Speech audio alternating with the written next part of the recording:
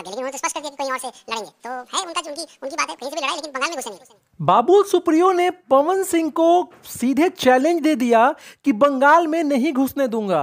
नमस्कार, मेरा नाम दयाशंकर ओझा है, आप देख रहे हैं टेक टू भोजपुरी चैनल। पहले पवन सिंह ट्वीट करते हैं, फिर बाबुल सुप्रियो आज तक को इंटरव्यू देते हैं और साफ साफ पवन सिंह को कहते हैं कि जहां से लड़ना है तुम लड़ो, बंगाल में नहीं घुसने दूंगा।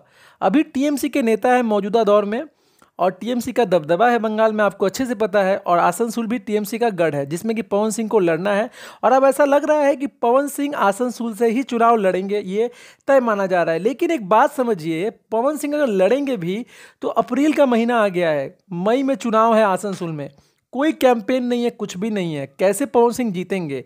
और टीएमसी के लोग पहले ही पवन सिंह के खिलाफ भड़का दिए हैं।